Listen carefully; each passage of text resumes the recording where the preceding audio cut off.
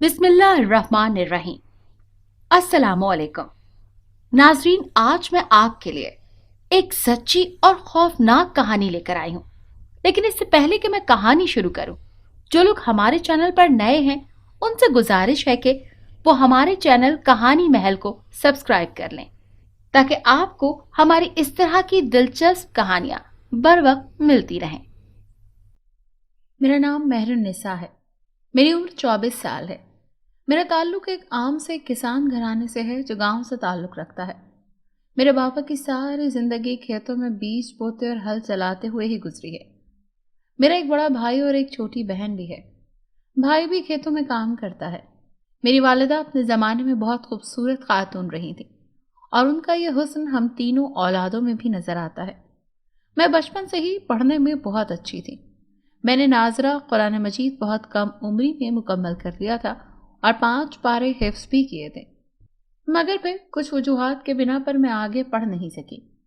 कुछ अरसा पहले हमारे गांव में एक मदरसा खोला गया, जहां लड़कों और लड़कियों को अलग अलग दीनी और दुनियावी तालीम दी जाती थी। मगर इस मदरसे के असातिज़ा का बंदोबस्त करना बहुत मुश्किल था, क्योंकि शहर से कोई भी यहां आने के लिए तैयार नहीं था।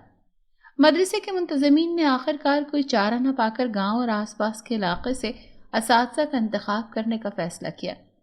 ये मेरी खुशकिस्मती थी कि मैट्रिक तक पढ़ने के अलावा मैं नाजरा कुरान मजीद भी पढ़ा सकती थी, इसीलिए मुझे बड़ी आसानी से बतौर उस्तानी मुंतखब कर लिया। इससे मैं ही नहीं, मेरे घर वाले भी बहुत खुश हो गए।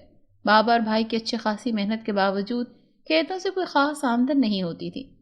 इस तरह भले थोड़ा सा ही सही, मगर आमदनी में इजाफा तो हो जाता। लेकिन बाबा और भाई की निस्बत अम्मा की सोच कुछ मुख्तलिफ थी। उन्होंने ये खबर सुनकर कहा, मेहरू बेटी, देख, इन पैसों को फजूल के अलल्ले तलल्लू में ज़ाया मत करना, इन्हें संभाल कर रखना।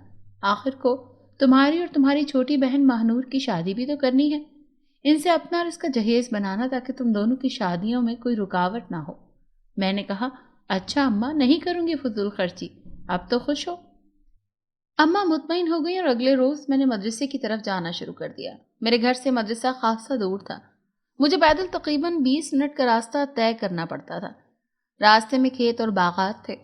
सुबह के वक्त तो वहां पर औरतें और मर्द खेतों में काम करते हुए नजर आते थे, इसलिए अच्छी खासी गहमा गहमी का माहौल होता था।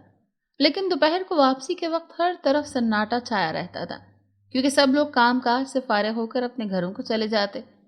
चंद दिन तक तो कभी बाबा और कभी कभी भाई मुझे छोड़ने और लाने के लिए मेरे साथ जाते रहते, मगर उनसे उनके काम में बहुत हर्ज होता। इसलिए मैंने बाबा से कहा कि बाबा, अब आप मेरी फिक्र ना करें, मैं खुद ही चली जाऊंगी। वैसे भी मदरसा इतना दूर तो नहीं है, बस 15 से 20 मिनट का सफर है, जिसका तो पता भी नहीं चलता। बाबा कुछ परेशानी से मुझे देखते रहे, मगर जब भाई ने भी मेरी बात की तायीद की तो उन्होंने मुझे अकेले आने जाने की इजाजत दे दी। चंद दिन तक तो सब कुछ अच्छा चलता रहा, मगर एक दिन मैंने दोपहर को मदरसे से वापसी पर महसूस किया कि कोई मेरे पीछे आ रहा है। मैंने गर्दन मोड़ कर देखा। वो हमारे गांव का ही एक नौजवान था, जो सिगरेट के कश लगाता मेरे पीछे, बल्कि मुझसे थोड़े फासले पर ही था। मैंने उसके आने पर कोई खास तवज्जो नहीं दी और अपने रास्ते पर चलती रही। गांव की हदूद तक तो वो मेरे पीछे चलता रहा और इसके बाद एक तरफ को मुड़ गया। मैंने सुकून का सांस लिया और घर में घुस गई, जहां पर अम्मा बेचैनी से मेरी मुंतजिर थी। मुझे देखते ही वो मेरी तरफ बढ़ी और कहा, आ गई तू मेहरुन्निसा, इतनी देर क्यों लगा दी? मेरी तो जान निकल रही थी। मैंने हंसकर कहा, अम्मा, देर कहाँ हुई है, पूरे वक्त पर ही तो आई हूँ, और बिला वजह परेशान मत हुआ कर। मैं कोई छोटी बच्ची तो नहीं जो गायब हो जाऊंगी। अम्मा ने कुछ गुस्से से मुझे देखा। इसीलिए तो तेरी फिक्र करती हूँ कि अब तू छोटी बच्ची नहीं रही, जवान हो गई है। अकेली आती जाती रहेगी तो खुदा न खास्ता कोई ऊंच नीच हो गई तो क्या मुंह दिखाएंगे हम लोगों को? मुझे अम्मा की बात बहुत बुरी लगी, मगर मैंने उन्हें कुछ कहा नहीं। खैर, थोड़ी देर बाद अम्मा को भी अपने सख्त अल्फाज का ख्याल आया तो उन्होंने बात खत्म करते हुए मेरे सामने रोटी लाकर रख दी। अगले दिन फिर सब कुछ मामूल के मुताबिक रहा, लेकिन वापसी पर अचानक ही एक गड़बड़ हो गई। चलते चलते मेरा पैर मुड़ा और मैं धम से नीचे जा गिरी। भुरभुरी जमीन की वजह से चोट तो नहीं आई, मगर चप्पल टूट गई थी। मैं परेशान सी इधर उधर देखने लगी। टूटी हुई चप्पल के साथ चलना मुमकिन नहीं था, इसीलिए मैंने मजबूरन वो चप्पल दोनों पैरों से उतारी और हाथ में लेकर चलने लगी। अभी जरा सा दूर ही चली होंगी कि अचानक ही पैर में शदीद दर्द के साथ चुभन का एहसास हुआ। मैंने देखा तो एक बड़ा सा कांटा तलवे में घुसा हुआ था। मैंने जैसे तैसे करके कांटा तो निकाल दिया, मगर दर्द इस कदर शदीद था कि 2 कदम चलना भी दोभर हो रहा था। मैं जहां खड़ी थी उससे चंद कदम के फासले पर टाली के दरख्त थे, जहां पर एक पुराने से खंडर के आसार थे। गांव वाले कहते थे कि ये पुरानी मस्जिद की बाक़ियात हैं। बाज लोगों ने तो यहाँ पर रात के वक्त दिए भी जलते देखे थे। खैर, जो कुछ भी था, इस वक्त मैं थोड़ी देर सुस्ताने के लिए यहाँ बैठ गई कि पैर का दर्द कुछ कम हो तो घर जा सकूं। ये नवंबर के इब्तदाई दिन थे। खूबसूरत और ठंडी हवाएं चल रही थीं, जो इस वक्त आधी धूप आधी छांव के आलम में बड़ी भली लग रही थी। मैं जरा सा सुस्ताने के लिए बैठी थी कि इन हवाओं ने मुझ पर कुछ ऐसी अजीब सी कैफियत तारी कर दी कि मैं बेख्तियार ही एक पुराना सा गीत गुनगुनाने लगी। मुझे पता था कि खेतों में इस वक्त कोई नहीं होगा। तमाम मर्द और खवातीन दोपहर के खाने के लिए जा चुके होंगे, इसीलिए मैं बेझिझक होकर गा रही थी। अलबत्ता मैंने अपनी आवाज़ दानिस्ता तौर पर धीमी रखी हुई थी। मेरी आवाज़ बहुत खूबसूरत थी।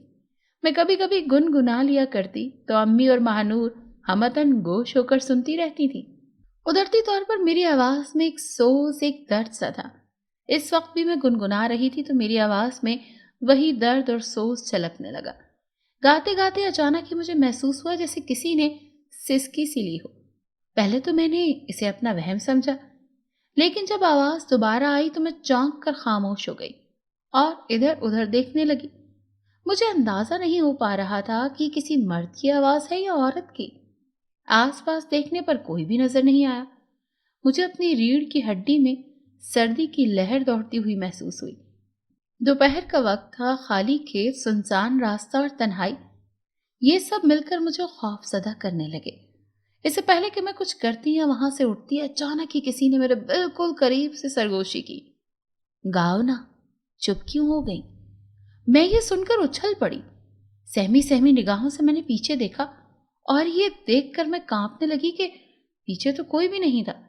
अगर अगर यहाँ कोई नहीं है तो वो आवाज, वो सरगोशी किसकी थी?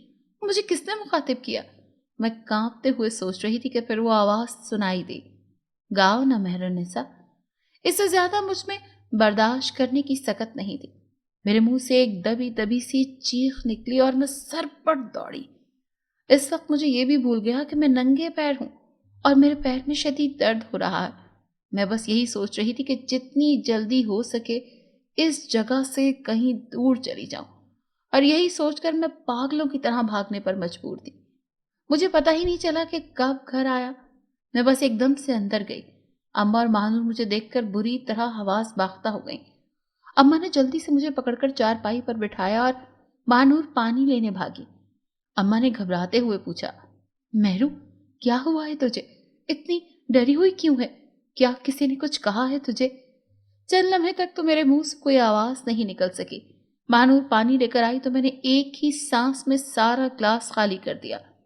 अम्मी मुसलसल पूछे जा रही थी। तभी महानूर की नजर मेरे नंगे और मिट्टी में लुथड़े हुए पैरों पर पड़ी तो उसने बौखलाकर अम्मा से कहा, अम्मा, बाजी की तो चप्पल भी गायब है और पैरों से खून बह रहा है। इसकी बात ने अम्मा को मजीद घबराहट में मुब्तला कर दिया। वो मुझे देखे जा रही थी, मगर मैं उस वक्त बोलने की पोजीशन में नहीं थी। पानी पीकर और जरा देर बैठकर कुछ हवास ठिकाने आए तो मैंने खुद को संभालते हुए अम्मा से कहा, कुछ नहीं हुआ अम्मा, मैं आ रही थी कि रास्ते में कवारा कुत्ता नजर आया। मैंने उसको धुतकारा तो वो मेरे पीछे लग गया।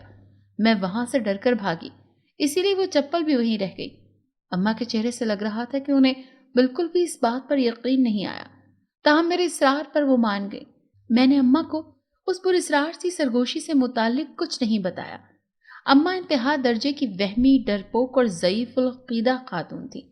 अगर उन्हें ये सब बता देती तो दोबारा कभी उस रास्ते पर मुझे जाने नहीं देना था, और मदरसे तक जाने का कोई दूसरा रास्ता नहीं था। جس کے نتیجے میں مجھے نوکری چھوڑنی ہی پڑنی تھی اور میں یہ نہیں چاہتی تھی۔ اسی لیے میں نے اس واقعے کا سر سے بھی کوئی ذکر نہیں کیا۔ خیر، کسی طرح بات آئی گئی ہو گئی۔ دوسرے دن میں حسب معمول جا رہی تھی کہ مجھے ایسا لگا جیسے کوئی دبے قدموں سے میرے پیچھے آ رہا ہے۔ میں نے پیچھے مڑ کر دیکھا، مجھے تو کوئی بھی دکھائی نہیں دیا۔ جھاڑیوں میں کسی چیز کی سرسراہٹ سنائی دی۔ میں چلتے ہوئے رک کر اپنے پیچھے دیکھنے لگی۔ نظر تو کوئی نہیں آیا مگر ایک سایہ سا دکھائی دے رہا تھا، جیسے کوئی چھپ کر کھڑا ہو، لیکن نظر بھی نہیں آتا تھا۔ میں کافی دیر تک اس سائے کو گھورتی رہی، پھر سر جھٹک کر آگے گھر جانے لگی۔ لیکن اس پرانی مسجد کے کھنڈر کے قریب سے گزرتے ہوئے میں اچانک ہی ٹھٹک کر رک گئی، کیونکہ وہاں پر میری وہی چپل بالکل صحیح سالم موجود تھی۔ میں ہکی بکی سی ہو کر اسے دیکھنے لگی۔ کل اسی چپل کے ٹوٹ جانے کی وجہ سے تو میرے پیر میں کانٹا چبھ گیا تھا اور میں یہاں بیٹھنے پر مجبور ہو گئی تھی، اور آج وہ یہیں پر بالکل ٹھیک ٹھاک حالت میں نظر آ رہی تھی۔ کہیں مجھے دھوکہ تو نہیں ہو رہا؟ اپنا شک دور کرنے کے لیے میں نے اسے ہاتھ میں لے کر دیکھا۔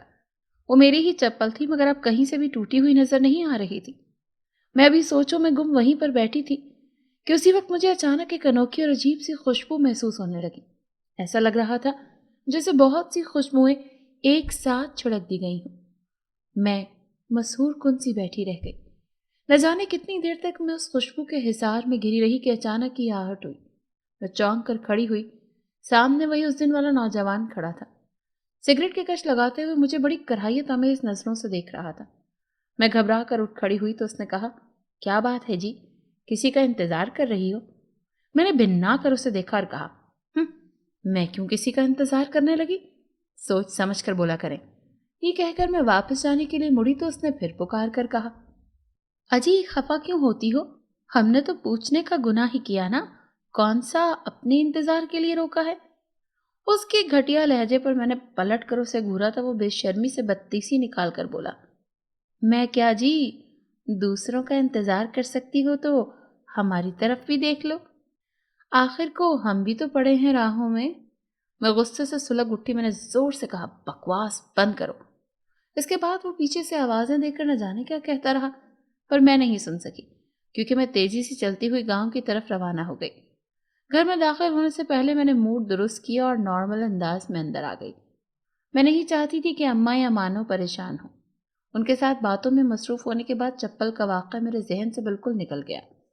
سردیوں کے دنوں میں دن بہت چھوٹا ہوتا ہے اور رات بڑی لمبی۔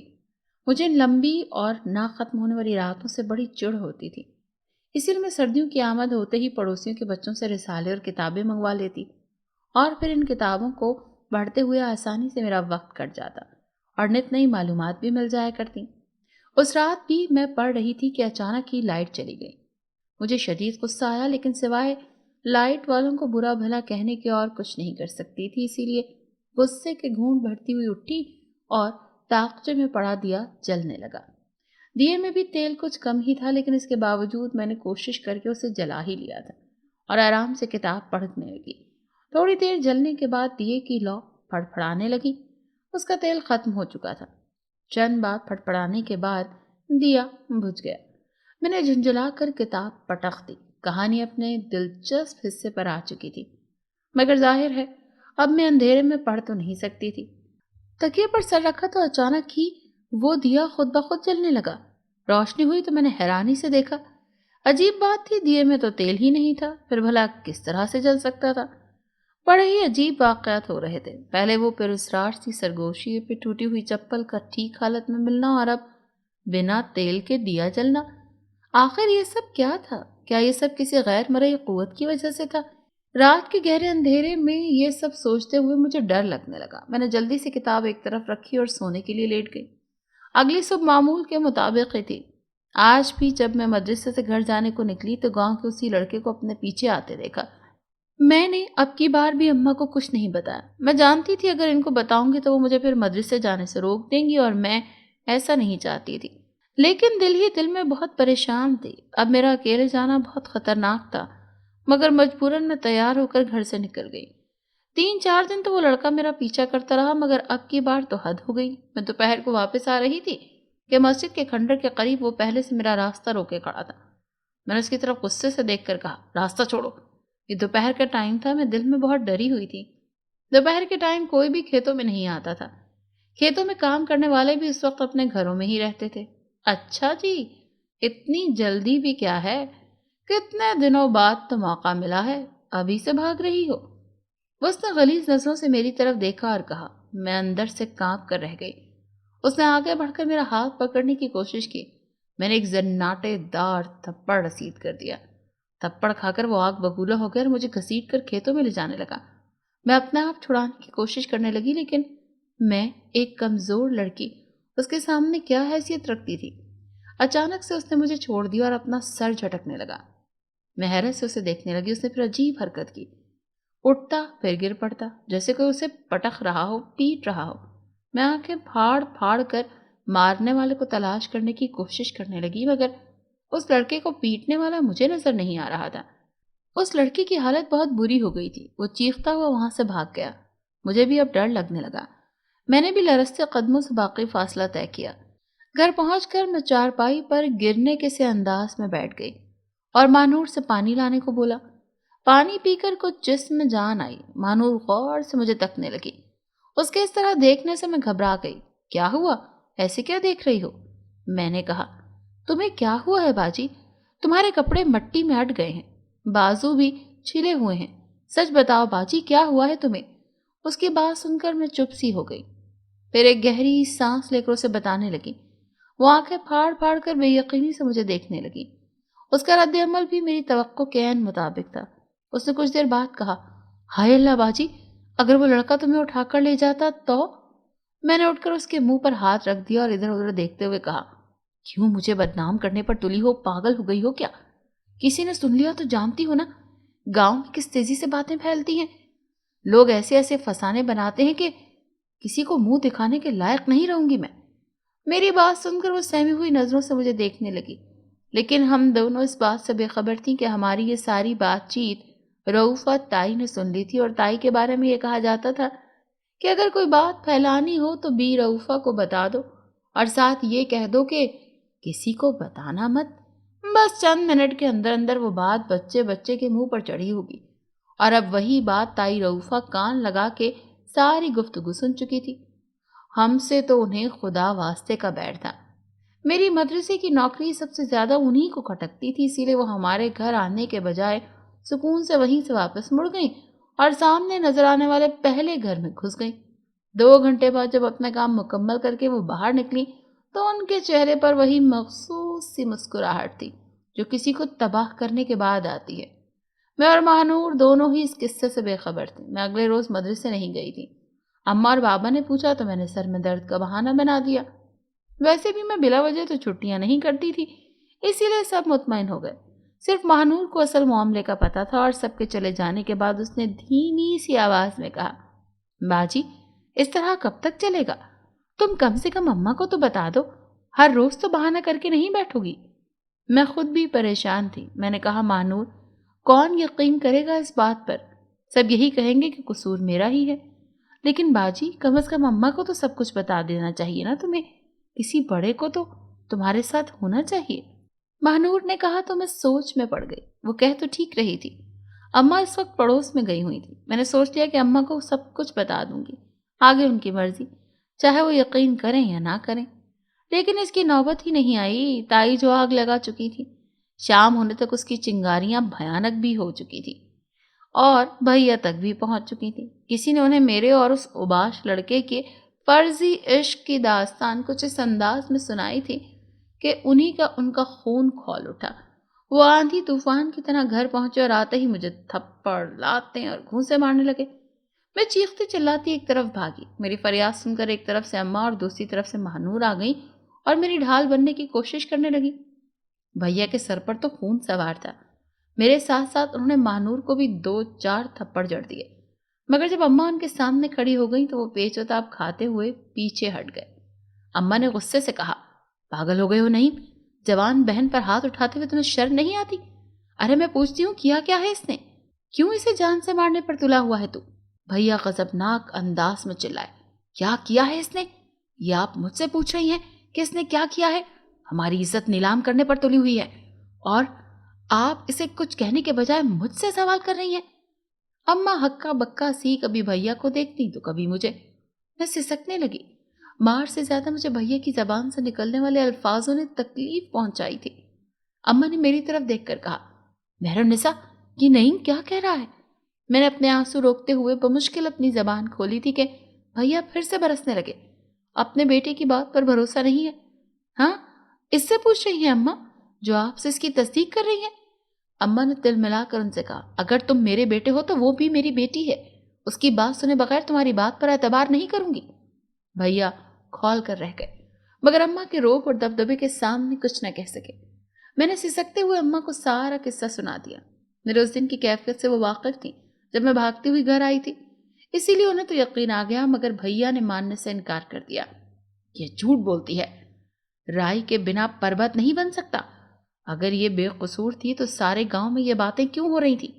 بس اماں، یا تو اسی ہفتے بھر کے اندر اندر رخصت کر دو یا پھر اس پر فاتحہ پڑھ لو۔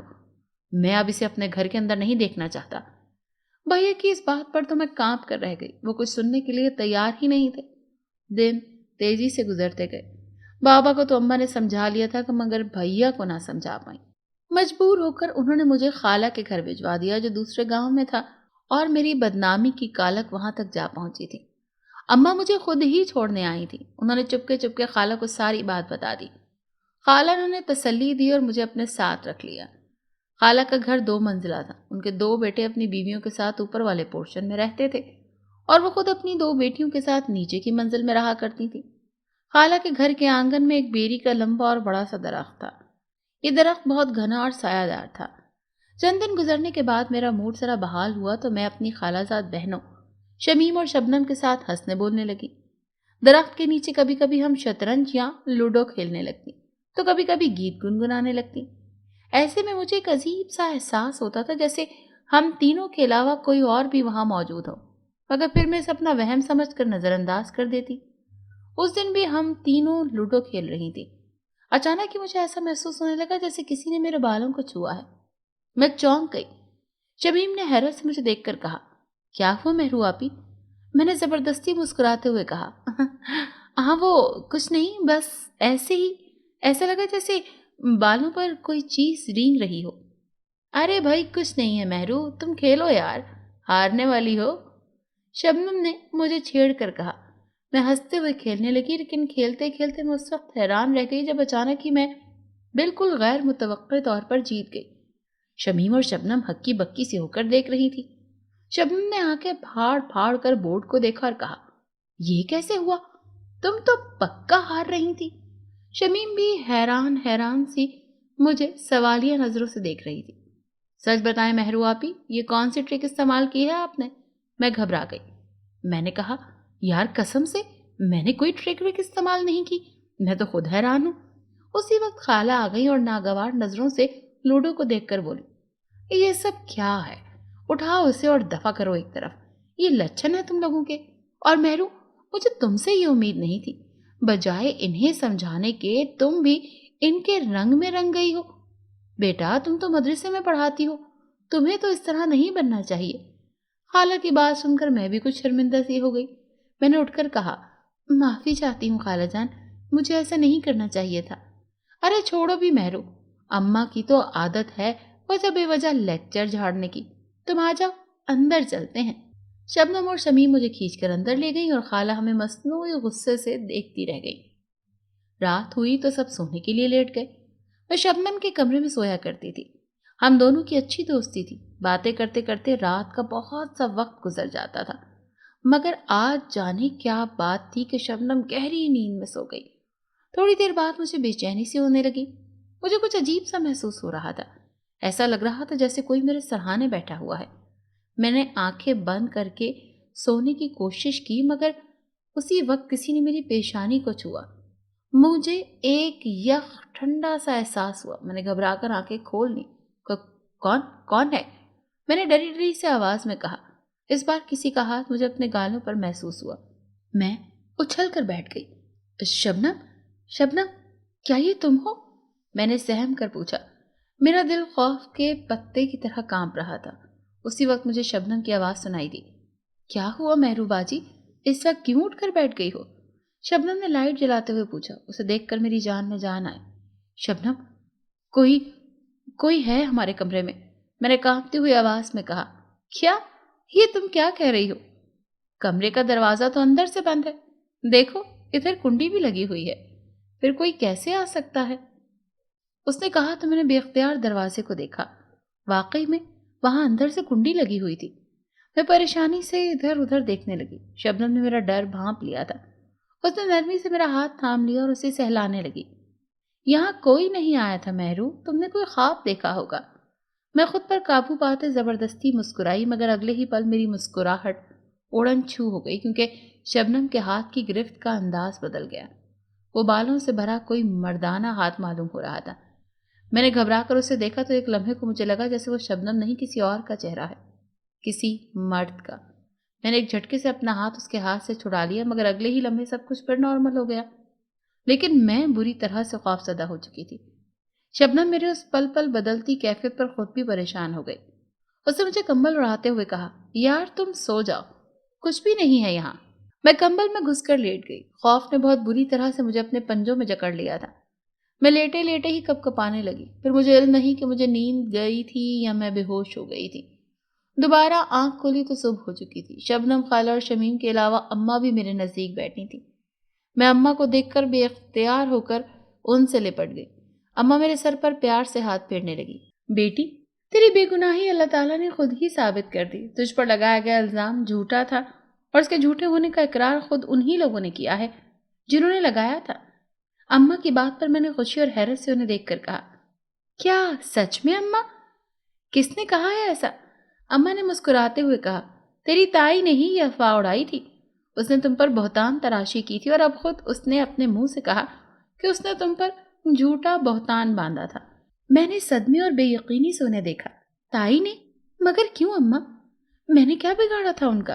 खाला जान ने मेरे सर पर हाथ रखते हुए कहा, बेटा दिल छोटा मत करो। तुम्हारी ताई तो हमेशा ही तुम लोगों से हसद करती रही है। तुम लोगों से तो बिला वजह का बैर बांधा हुआ है उसने। अम्मा ने उनकी बात की तायद की। मैंने पूछा, लेकिन मुझे हैरत है कि ताई ने अपनी गलती मान कैसे ली? वो तो दूसरों से मनवाने की आदी है।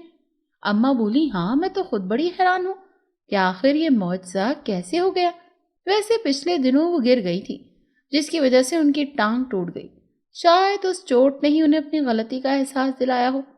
और भैया, उनकी अभी भी वही ख्यालात हैं मेरे बारे में? मैंने पूछा। अम्मा ने नफी में सर हिलाकर कहा, नहीं बेटी, वो तो खुद बहुत शर्मिंदा है, इसीलिए यहाँ पर नहीं आया। कह रहा था मैंने मेहरुन्निसा के साथ बहुत बुरा सलूक किया था, इसीलिए मैं उसका सामना नहीं कर सकता। मैं खुशी से रोने लगी। खाला जान ने मुझे लिपटा लिया। अम्मी मुस्कुराते हुए कहने लगी, तुम्हारे लिए एक और खुशखबरी भी है बेटी। मैंने उन्हें सवालिया नजरों से देखा तो वो बोली, तुम्हारे लिए एक बहुत अच्छा रिश्ता भी आया है। तुम्हारे बाबा और भाई ने हर तरह से तसल्ली करने के बाद उसे हाँ कह दिया है। लड़का बड़ा नेक और शरीफ है और उसका नाम यासिफ है। आते हुए मैं उसकी तस्वीर भी ले आई हूँ। मैं शर्मा गई। शबनम और शमीम मुझे छेड़ने लगी। अम्मा ने उस लड़के की तस्वीर निकाल कर दिखाई। पहले तो शमीम ने यह कहकर झपट ली कि दूल्हा भाई की तस्वीर सबसे पहले मैं देखूंगी, मगर उसके हाथ से शबनम ने ले ली। मुझे अम्मा और खाला के सामने बैठे हुए शर्म आ रही थी, इसीलिए मैं वहां से उठ गई और बाहर बेरी के दरख्त तले बिछी चारपाई पर आकर बैठ गई। शमीम और शबनम हंसती हुई मेरे पीछे बाहर आ पहुंची। हम तीनों आने वाली मुसीबत से बेखबर थी। क्यों भी बन्नो, बाहर क्यों भाग गई? शबनम ने शरारती लहजे में कहा। मैंने मुस्कुरा कर रुख मोड़ लिया। शमीम भी कहाँ बाज आती, उसने भी अपना हिस्सा डाला। आय हाय मेहरू आपी, शर्माते हुए कितनी प्यारी लग रही हैं आप। इस लम्हे मुझे ऐसा लगा जैसे कोई हवा का झोंका मुझसे टकराया हो। मैं परेशानी से इधर उधर देखने लगी, मगर शबनम मेरी हालत से बेखबर आगे बोलती रही। अच्छा अच्छा भाई, बहुत शर्मा लिया तुमने, अब अपने होने वाले जीवन साथी को भी तो देख लो। उसने जैसे ही तस्वीर मेरे आगे रखी, अचानक ही मेरे जिस्म को एक झटका सा लगा और दूसरे लम्हे एकदम जैसे शोला सा भड़का और वो तस्वीर धड़ाधड़ जलने लगी। शबनम ने चीख मारकर तस्वीर नीचे फेंक दी। चंद लम्हों के अंदर अंदर वो जलकर राख हो गई। शबनम की चीख सुनकर अम्मा और खाला भी दौड़ती हैं। अरे क्या हुआ, क्या हुआ शबनम, क्यों चीख रही हो? खाला ने फूली हुई सांसों के साथ कहा। شبنم تو بس دہشت زدہ نظروں سے تصویر کی راہ کو دیکھ رہی تھی۔ شمیم نے ہمت کر کے بتایا، امی، دلہا بھائی کی تصویر اچانک ہی چل گئی، خود بخود آگ بھڑک اٹھی اور پل بھر میں ساری تصویر راکھ ہو گئی۔ کیا؟ یہ کیا کہہ رہی ہو تم؟ اماں اور خالہ بے یقینی سے ہمیں دیکھنے لگی۔ میں اس دوران میں بالکل خاموش بیٹھی ہوئی تھی۔ اماں نے میرے کاندھے پر ہاتھ رکھا تو میں نے ایک جھٹکے سے گردن گھما کر انہیں دیکھا۔ میری آنکھوں میں اتنی وحشت تھی کہ وہ سب دیکھ کر لرز گئیں۔ اماں نے ڈرتے ڈرتے پوچھا، مہرو، کیا ہوا ہے تمہیں؟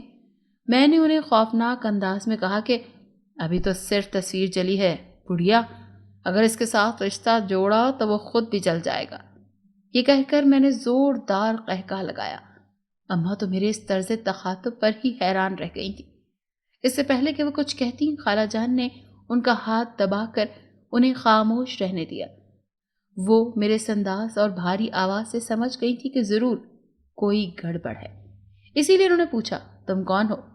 میں کوئی جواب دینے کے بجائے کہے لگانے لگی، پھر سر گھٹنوں میں چھپا کر بیٹھ گئی۔ چند لمحے بعد میں بیٹھے بیٹھے ایک طرف کو لڑک گئی تو اماں اور شبنم نے جلدی سے مجھے سنبھالا اور ایک طرف لٹا دیا۔ تھوڑی دیر کے بعد میں نے آنکھیں کھول دی لیکن مجھے کچھ بھی یاد نہیں تھا۔ میں نے کیا کہا تھا؟ میرے جسم میں بہت درد ہو رہا تھا، ایسا لگ رہا تھا جیسے میں نے کئی میل کا سفر پیدل کیا ہو یا پھر کسی نے مجھے کوڑوں سے مارا ہو۔ میں نے حیرانی سے اماں کی طرف دیکھتے ہوئے پوچھا، اماں، مجھے کیا ہو گیا تھا؟ آپ سب لوگ اتنے پریشان کیوں ہیں؟ شبنم نے مجھے کچھ بتانے کی کوشش کی لیکن خالہ نے اسے چپ رہنے کا اشارہ کیا اور بولی، کچھ نہیں بیٹا، بس تم اچانک بے ہوش ہو گئی تھی، شاید تمہارا بلڈ پریشر لو ہو گیا ہے۔ اماں بھی بہت پریشان تھی۔ ہم اس دن خالہ جی کے گھر ہی رہ گئے۔ رات ہوتے ہی مجھ پر پھر سے وہی کیفیت طاری ہونے لگی۔ میں بے خود سی ہو کر کمرے سے باہر نکل آئی اور بیری کے درخت کے نیچے بچھی چارپائی پر آ کر لیٹ گئی۔ اماں نے مجھے اندر لے جانے کی کوشش کی لیکن وہ مجھے ہلا بھی نہیں سکی۔ وہ رات جیسے تیسے گزری اور دوسرے دن اماں مجھے گھر لے آئیں۔ انہی دنوں میں سوکھ کر کانٹا ہو گئی تھی۔ بھیا اور بابا کو تو مجھے اس حالت میں دیکھ کر سکتہ سا ہو گیا۔ بھیا خود کو مجرم سمجھنے لگے۔ اسی دوران دروازے پر دستک ہوئی۔ بھیا نے دروازہ کھولا تو سامنے یاسف کھڑا تھا۔ بھیا کی اس کے ساتھ بہت اچھی دوستی ہو گئی تھی۔ شاید یہی وجہ تھی کہ وہ اسے دیکھ کر خود پر قابو نہیں پا سکا اور آنسو بہاتے ہوئے اسے میرے بارے میں سب کچھ بتا دیا۔ یاسف نے غور سے ساری بات سنی اور بھیا سے کہا، اگر آپ کو اعتراض نہ ہو تو میں مہرالنساء کو ایک نظر دیکھنا چاہتا ہوں، لیکن شرط یہ ہے کہ یہ ملاقات تنہائی میں ہو اور آس پاس آپ لوگوں میں سے کوئی بھی نہ ہو۔ بھیا میری حالت دیکھ کر بہت پریشان تھے، اسی لیے فوراً سے اس کی بات مان لی۔ ویسے بھی وہ کوئی غیر تو نہیں تھا، چند دن بعد اس کے ساتھ میری شادی ہونے والی تھی، اسی لیے بھیا کو یہ بات بری بھی نہیں لگی۔ کمرے میں سے سب پہلے ہی چلے گئے تھے اور یاسف اندر داخل ہوا۔ اس کی آنکھیں سرخ ہو رہی تھیں۔ کون ہے تو اور اسے کیوں تکلیف پہنچا رہا ہے؟ یاسف کی بات سن کر میں نے ایک جھٹکے سے آنکھیں کھول دیں۔ چلے جاؤ یہاں سے ورنہ جلا کر بھسم کر دوں گا۔ تو جتنا بھی طاقتور ہو لیکن مجھ سے زیادہ نہیں ہو سکتا۔ وہ آواز تو میری ہی تھی لیکن الفاظ میرے نہیں تھے۔ دیکھ جنزادے شمران، مجھ سے ٹکرانے کی کوشش نہ کر ورنہ بہت برا حشر ہوگا تیرا۔ اچانک ہی میرے جسم کو ایک ہلکا سا جھٹکا لگا اور کوئی سایہ میرے جسم سے نکل کر یاسف کے سامنے جا کھڑا ہوا اور آہستہ آہستہ وہ ایک انسانی پیکر میں ڈھلتا گیا۔ میں نے آہستہ آہستہ آنکھیں کھول دی تو میری پہلی نظر یاسف پر پڑی۔ سرخ و سفید چہرہ، ہلکی سی داڑھی جو اس کے خوبصورت چہرے کو پرنور بنا رہی تھی۔ میں بے خود سی اسے دیکھتی رہی۔ میری سمجھ میں کچھ نہیں آ رہا تھا کہ آخر مجھے کیا ہو جاتا ہے اور یہ دونوں کون ہیں۔ اس سے پہلے کہ میں اپنے ذہن میں ابھرنے والے سوال کا کوئی جواب پا سکتی، ان میں سے ایک نے کہا، کیا کر لے گا تو یاسف؟ کیا تجھے میری طاقت کا اندازہ نہیں ہے؟ یاسف نے کہا، جانتا ہوں کہ تو طاقتور ہے مگر ناقابل شکست نہیں ہے۔ تو کیا چاہتا ہے؟ اس دوسرے جنزادے نے پوچھا۔ یاسف نے کہا، میری تجھ سے کوئی دشمنی نہیں ہے شمران، میں بس اتنا چاہتا ہوں کہ تو مہرالنساء کو چھوڑ دے۔ شمران نے ایک حقارت بھری نظر اس پر ڈال کر کہا، ہرگز نہیں، مجھے یہ لڑکی اچھی لگتی ہے، میں اسے ہرگز نہیں چھوڑ سکتا۔ اس کی بات پر یاسف کی آنکھیں خون جیسی سرخ ہو گئیں۔ اس نے فوراً اپنا ہاتھ آگے کیا تو اس سے سفید چھولے نکل کر شمران کی طرف پڑنے لگے۔